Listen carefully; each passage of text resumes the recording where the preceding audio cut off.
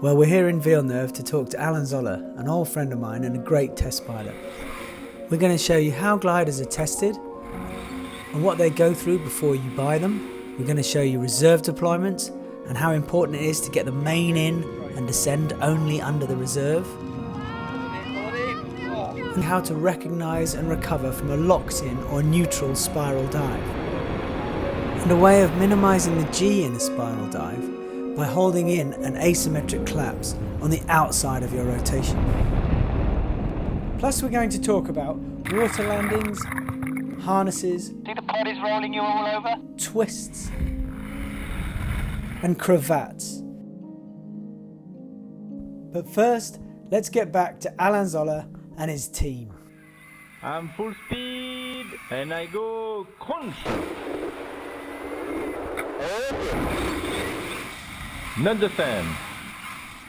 Okay, two different behavior. I have to re-begin. Okay, Allan Zoller, I fly since quite long time ago. And my main job is to manage the certification in according of EN and LTF for the paraglider harness and the rescue. Allan has arguably tested more paragliders than anyone else in the world. And if there are any quirks in the glider's handling, then he'll spot it. Each manoeuvre has to be performed twice with exactly the same result. If it isn't the same, then the test is done again and again until you get two exactly the same. Okay, beeline stall test. Okay, and I go 2, 3, 4, and 5. And then a category is awarded for that result. Perfect. Each EN flight test is filmed from the ground by his wife Randi Eriksen, so the manufacturers can see and review how he reached his conclusions. Allan is accompanied by fellow test pilot Claude, who will also see demonstrating some test manoeuvres. The category is if the wings exit of the spiral in 2 turns is okay, is A class. In 3 turns is C, action is D. Like all the other European testing laboratories, Air Turquoise has a fantastic team of pilots that really work well together to ensure a consistent, objective test regime.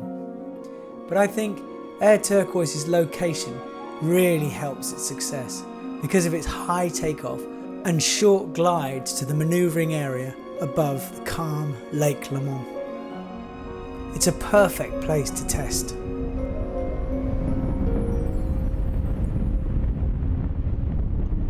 a lovely place to fly.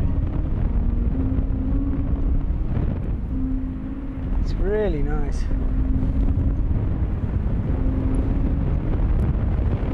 A little bit tight, the landing, as you can see. I'm just coming in now. Just between the buildings and the poplar trees. And then I've got a few meters to run before flaring hard.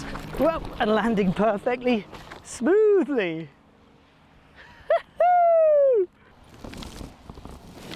Look, Anna. Hey. Yes, EN certification, it's some maneuvers. We have 24 maneuvers to give the possibility of the customer to compare the glider between. That means they can read the flight test report and they can understand why the glider is A, B, C or D about, for example, the asymmetric collapse, and they can see clearly the different behavior. For sure we work for security as well, because manufacturer, if we want to bring, or if we bring the glider for the A classification or B classification and we found some maneuver doesn't correspond of that, the glider will be failed because the behavior will not correspond of the standard.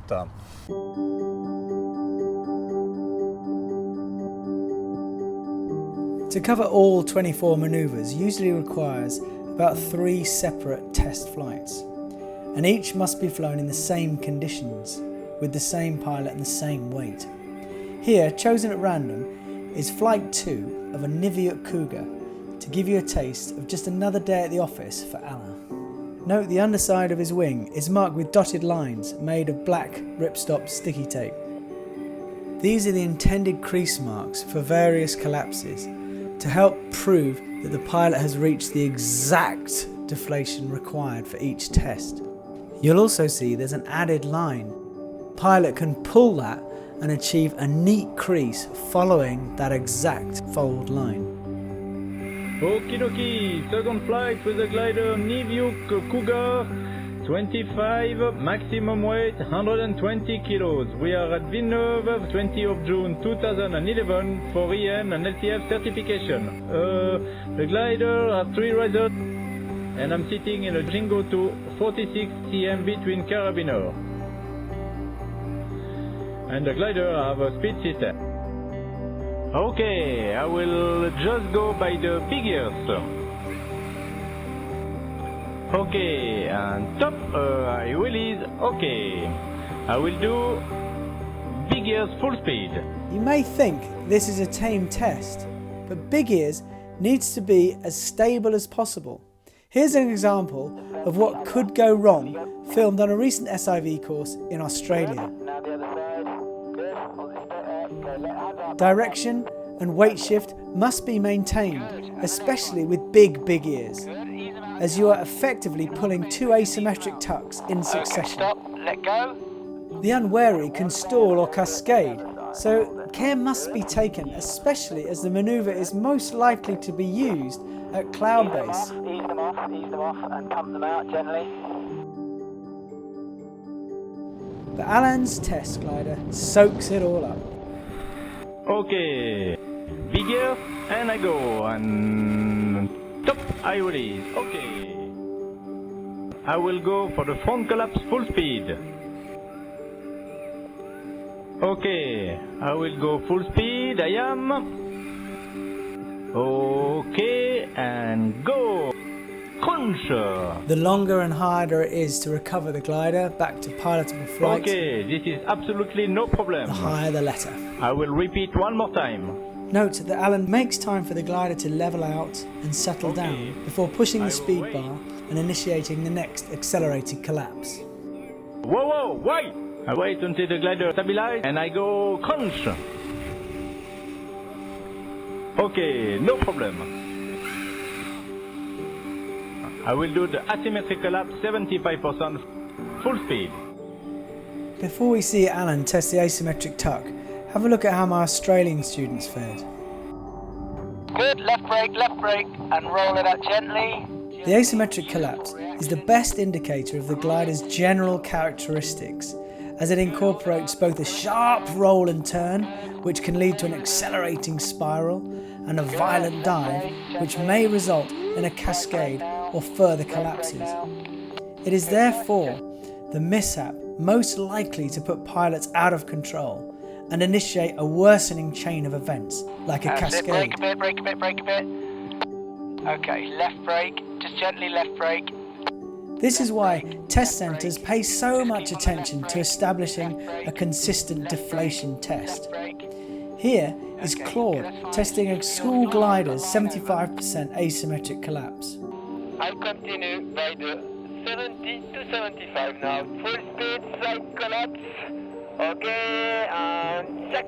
75% is a lot of wing to lose, and every pilot needs the reassurance that it will recover to a pilotable flight. Okay, perfect to the mark. Rotation less than 40 degrees.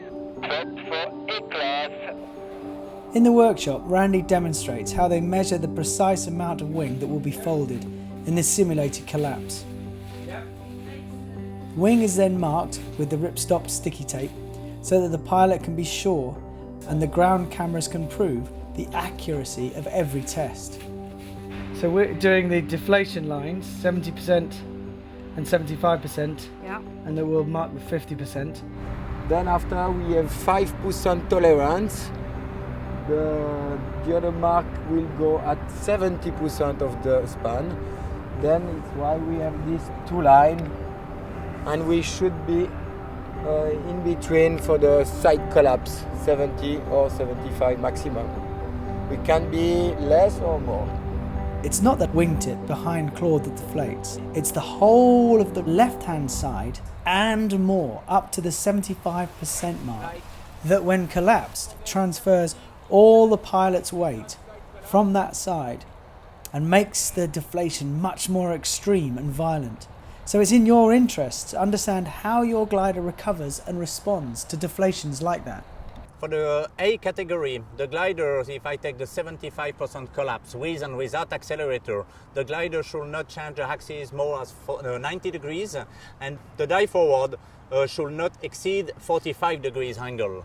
That means this is for the A category. Side collapse and jackala. Perfect. No turn more than 90 degrees for A class. If we want now to take the B category, we can accept the change of direction of more as 90 degrees until 180 degrees, and as well maximum 45 degrees dive forward. So the dive forward is still 45 degrees, but the turn doubles to 180 degrees. The grading allows just one characteristic to change at a time. So C category keeps the B's rotation limit of 180 degrees, but doubles the permissible dive to 90 degrees. And the D category keeps the dive, but doubles the turn to 360 degrees.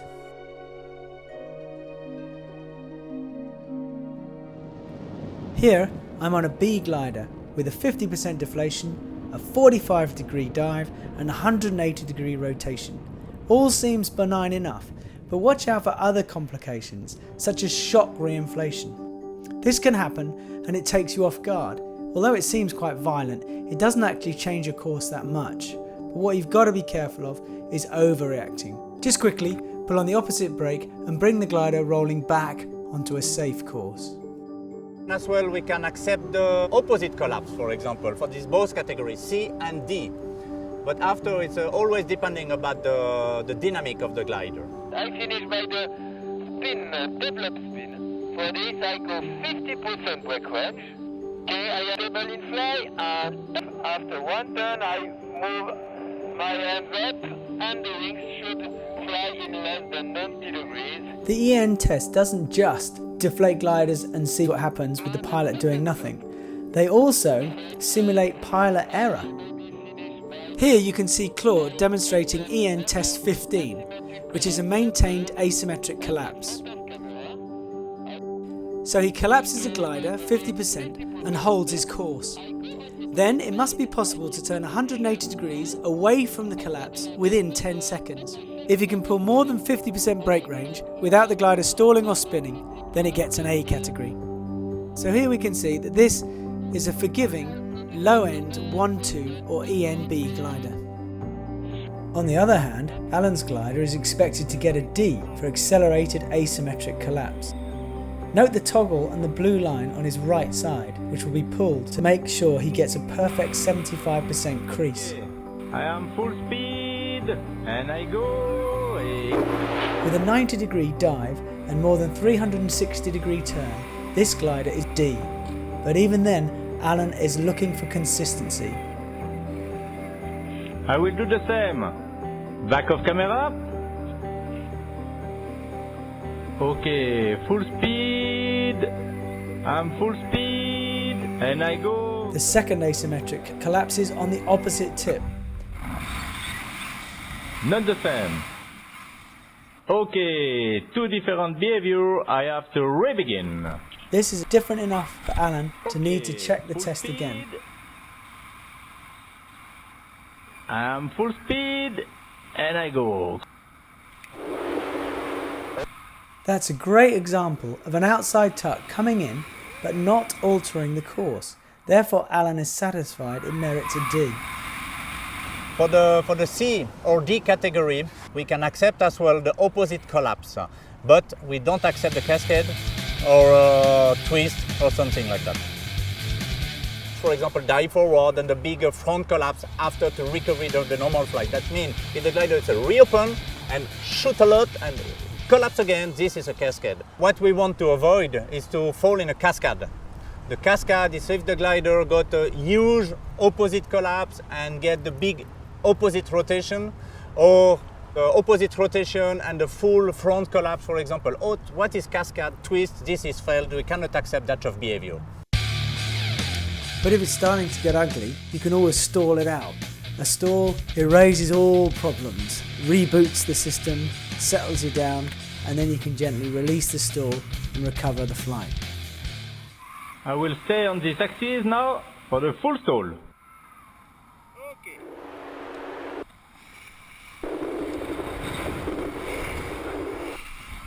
Okay, I release, okay, wait, perfect, and up, hands up. I will continue, side of camera, okay, and I go. Note the blue and red streamers halfway up his lines, which stop flying and go vertical. Up, hands up, okay. Okay, we use a ribbon is to show we fly or not. And when we fly, the ribbon is horizontal. And if we lose the fly, like deep stall, the ribbon go higher, vertical. And like this, we can see if the test is like I command. So you can see from the streamers that on releasing the brakes, the glider stays in deep stall while it regains pressure before regaining airspeed and diving back into balanced flight. This means it's a safe glider in pitch. Pilots need to be well versed at where all their emergency lines are, like stabiliser lines and big ear lines. And manufacturers are doing their utmost to standardise this range by having different colours and having the lines on the same place. When the EN testing laboratory measure and mark the lines for testing, what they're doing is applying the brake until the trailing edge starts to come down. That's the start point. Yeah. 4 point, this is the 0 point, this is the first action to the trailing edge, 0. Then after we have the stall point. From this first point to the last one, we should make the movement in 5 seconds. Then when we arrive to this point, the wings should lose the fly in less than 3 seconds. Otherwise this point is wrong. We should adjust this point. And from there's 2 marks, we have the 50% brake travel, then the other possibility is the 25 from the 50 and 75 from the other side.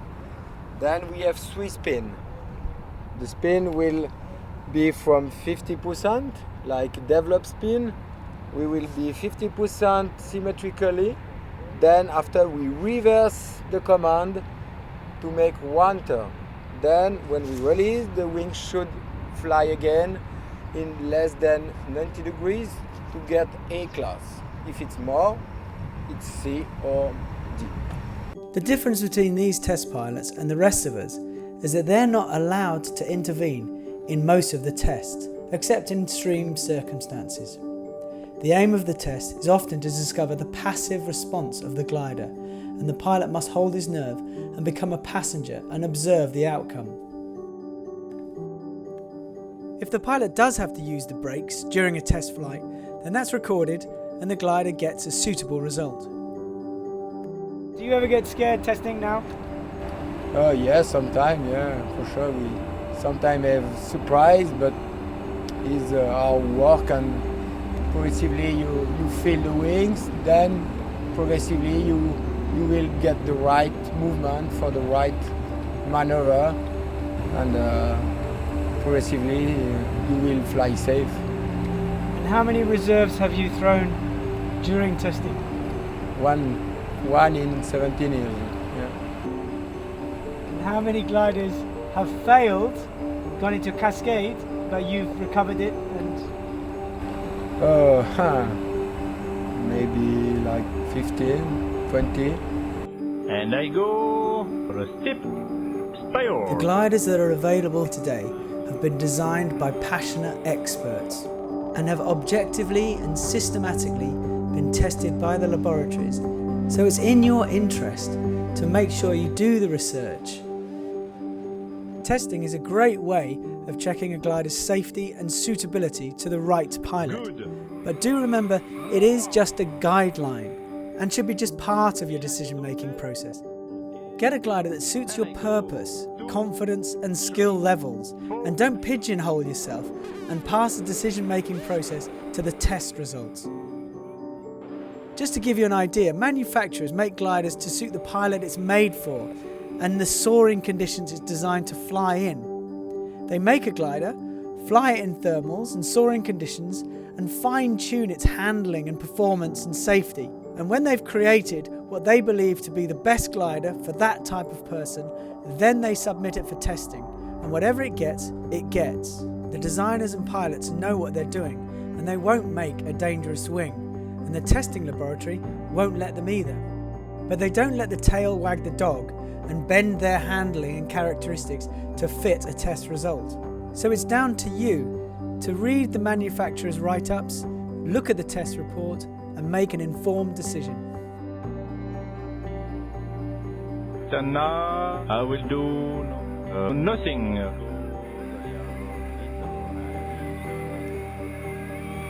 End of the second flight with Allan on this Kougar. Kougar 25 maximum weight, 120 kilos, 20 of June 2011 for EN and LTF certification.